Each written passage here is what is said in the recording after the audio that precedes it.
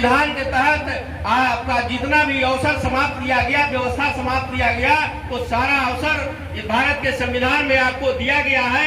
आप हर जगह हर स्थान पर आप कब्जा कर सकते हैं, जा सकते हैं, कहीं आपके लिए बंद नहीं है, सारा दरवाजा खुल गया है, बशर्ते आपको जानने की जरूरत है। आप जानिए और समझिए, यह देश आपका है, यह देश आपका विश्व गुरु था।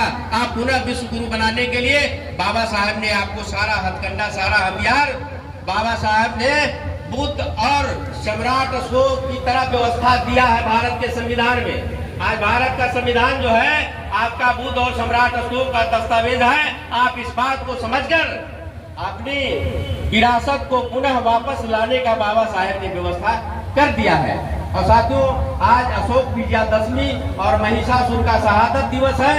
नमस्कार, मैं इस वक्त तो अशोक विजयादशमी का क्या मतलब होता है कि अशोक ने प्रथम बार विजय के उपलक्ष्य में ये जो मनाया गया पर्व था, और इसीलिए इस पर्व का नाम अशोक विजयादशमी रखा गया। लेकिन ये चतुर और चालाक और धूर्त लोग सबसे पहले अशोक का नाम हटा दिए और केवल विजयादशमी नाम रखा गया। और आज के दिन में विजयादशमी को भी नाम हटा करके और दशहरा कर दिया गया। यह धूर्तों की चाल है और हम तमाम लोगों को इनके धूर्ताई को समझना होगा।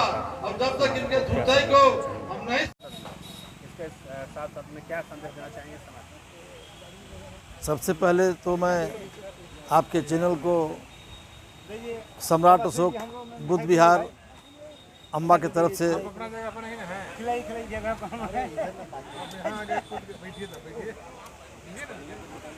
धन्यवाद ज्ञापन करता हूं कि आप हमारे इस सम्राट अशोक बुद्ध विहार के प्रांगण में आप आए हैं।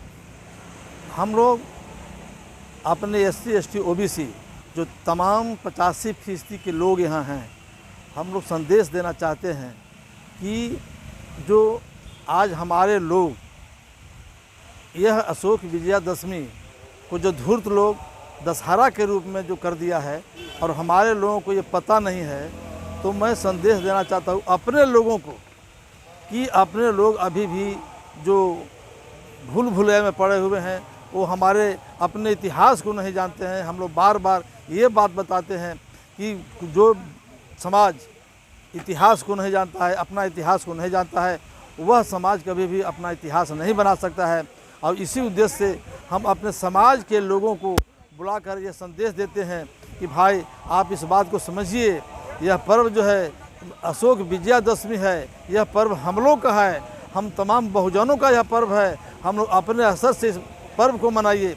लेकिन हमारे ही समाज के लोग आज अशोक विजयादशमी ऐसे त्यौहार को ना मना करके और दुर्गा की प्रतिमा को रख करके और दुर्गा की पूजा लोग कर रहा है।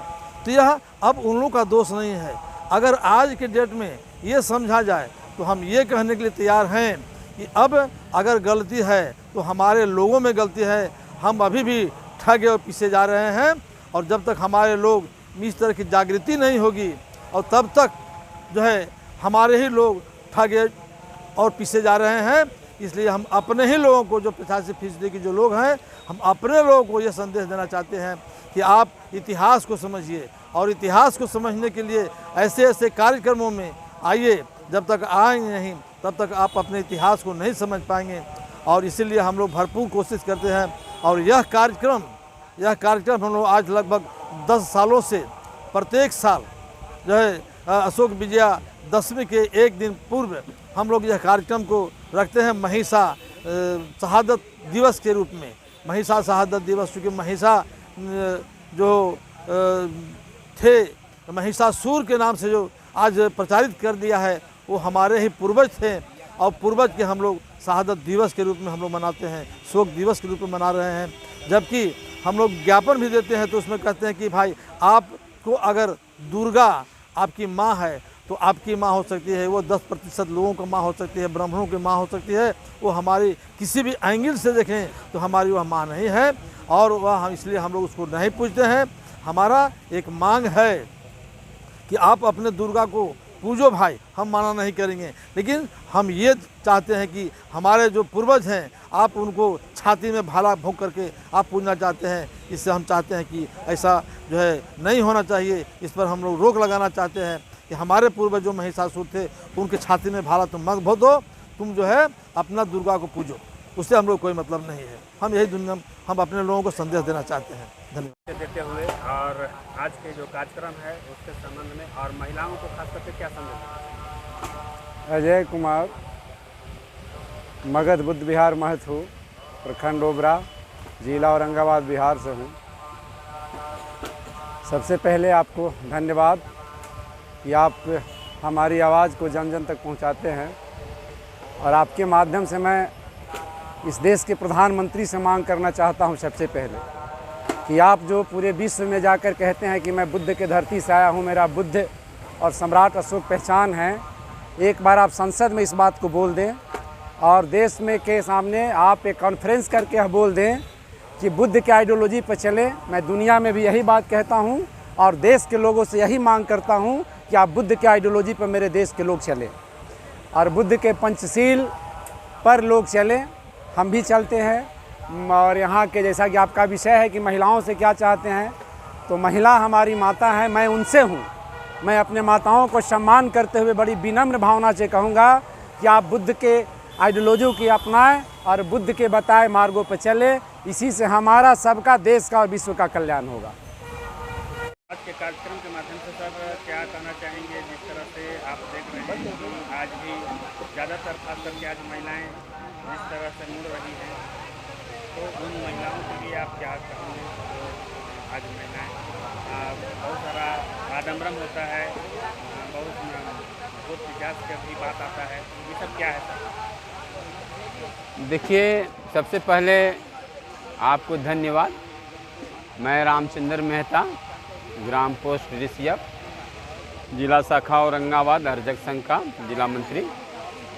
मैं आज के संदर्भ में महिलाओं को हम कहेंगे कि यह भूत पिशाच या पूजा पाठ अंधविश्वास पाखंड है। हमारे पूर्वजों ने चारवाक से लेकर बुद्ध, अम्बेडकर और बहुत से सारे पूर्वजों ने पदार्थवाद का सिद्धांत दिया है। पदार्थवाद के सिद्धांत पर ही पूरी दुनिया चल रही है और महामना बुद्ध ने भी पदार्थवाद का सिद्धांत दिया था। उसी सिद्धांत पर पूरे विश्व का विकास हुआ है। इसलिए पूरे विश्व हमारे महामना बुद्ध को विश्व गुरु मानता है। तो ऐसे महान पुरुष के हम लोग संतान हैं। इसलिए हम सारे माँ बहनों को कहेंगे कि अंधविश्वास पाखंड से हटकर मानववादी समता विचारधारा अपनाकर वैज्ञानिक चेतना जगाने का प्रयास करें, विज्ञान दर्शन अपनाने का प्रयास करें। क्या कहेंगी आज नवरात्रा का जो समय है और महिलाओं को जो जानकारी के अभाव में जो भटक गई है, उन महिलाओं के लिए आप क्या कहेंगे? जो हम लोग के जो भी दशहरा मनाया जा रहा है, जो दुर्गा माँ बोलते हैं उसको, जो उस दुर्गा मानी है, उसका हाथ आज तक हम लोग कभी देखे नहीं है कि 10 हाथ की भी महिला रहती है।